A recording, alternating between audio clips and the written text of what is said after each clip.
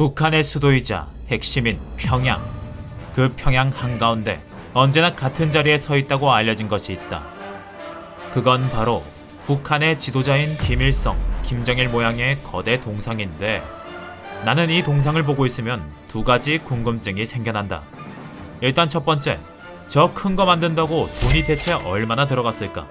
그리고 두 번째, 저 동상 맨날 앞면 사진만 떠돌아다니던데 뒷면은 대체 어떻게 챙겨먹었을까?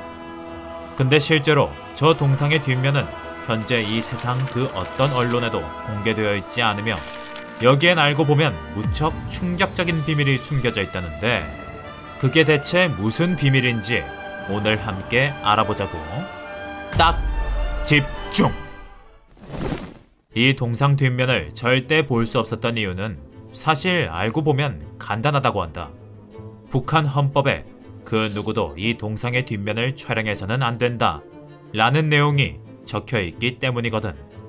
아니, 진짜 중요한 것만을 기록해야 하는 헌법에 웬 쓸데없는 내용이 적혀있나 싶지만, 북한 사람들 입장에서 생각해보면 이건 너무나도 당연한 일이다.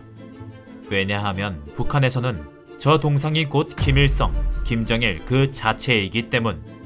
북한에서는 철저한 사상교육으로 세상을 떠난 김일성 그리고 김정일이 동상으로 남아서 주민들을 보살펴주고 있다고 세뇌했다는데, 동상이 이렇게 신격화된 결과 주민들은 동상을 절대 똑바로 쳐다봐서도 안되고, 빗자루 같은 물건을 실수로 동상 근처에 뒀다가는 바로 감옥으로 끌려가는 등 상상도 못할 고초를 겪고 있다고 한다.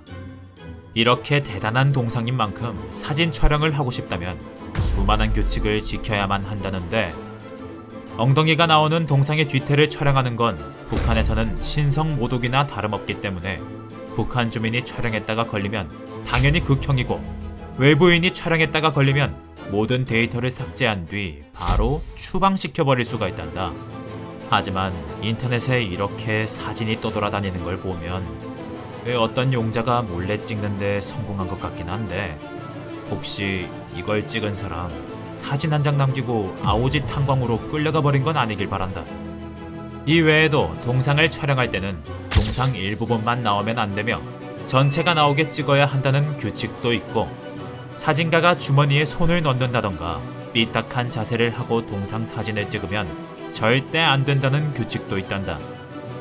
우리 상식으로는 도저히 이해가 안 되는 이야기지만, 그러니까 북한이 바로 북한인 거다. 또한 북한에는 동상 엉덩이 말고도 절대로 촬영하면 안 되는 비밀이 산더미처럼 있다는데, 대체 또 무슨 쓸데없는 걸 금지하고 있을지 조금만 더 알아보자고. 혹시 북한 군인하면 어떤 이미지가 떠오르나? 아마 완벽하게 각 잡힌 모습으로 행진을 하고 있는 모습이나 악바리 정신으로 가득 차서 극한의 훈련을 하고 있는 모습이 떠오를 것 같은데, 알고 보면 북한 군인의 이 무시무시한 모습은 그저 보여주기식으로 꾸며진 가짜라고 한다. 겉으로 보이는 모습과는 달리 대다수의 북한 군인은 먹을 것도 입을 것도 보급되지 않는 엄청나게 열악한 환경에서 군생활을 하고 있다는데, 북한 군인들은 먹을 게 하나도 없어 잔디를 뜯어먹기도 하고 밥 대신 소금을 먹기도 하지만, 이런 모습을 리얼하게 찍는 건 금지되어 있기 때문에 북한 밖으로는 절대 새어나가지 않는다고.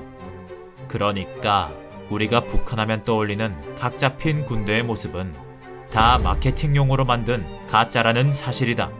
그리고 또 북한에서 절대로 촬영해서는 안 되는 게 있다면 그건 바로 지하철이라고 한다. 어쩌면 북한에 지하철이 있다는 사실조차 모르는 사람들이 있을 것 같은데, 알고 보면 북한 지하철인 평양 지하철도는 1973년에 만들어졌으며, 이건 1974년에 만들어진 우리나라 지하철보다 1년이나 앞선 거였다고. 과대 광고와 허위 광고의 도 같은 북한인 만큼 이런 지하철이 있으면 엄청 사진을 찍어대면서 기술력을 자랑할 법도 한데, 지하철 사진을 찍지 말라고 하는 건 대체 무엇 때문일까?